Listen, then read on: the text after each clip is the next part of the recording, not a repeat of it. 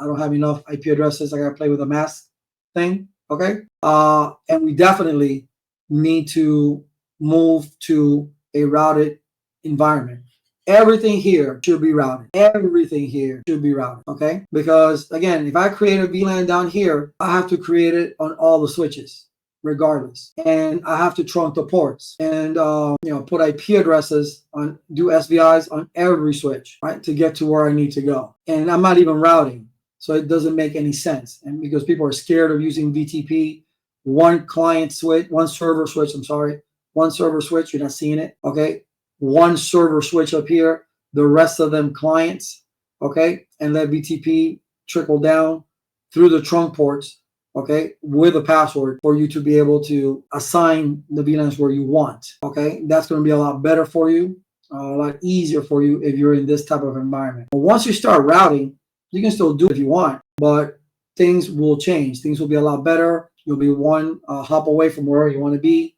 You still have, this is not redundancy, but you have a better redundancy layout for you to do to create your VLANs and what have you. Because the whole thing with VLANs and spanning tree is the fact that with all those links, when we start creating VLANs, it's going to be a per VLAN instance, right?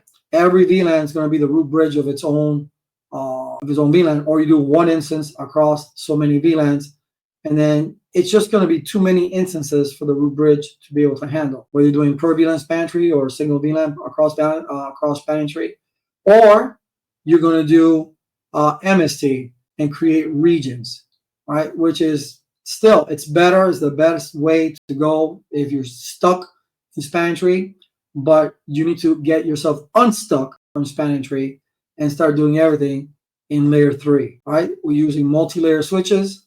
There's no reason. You don't have to go to the Cisco DNA.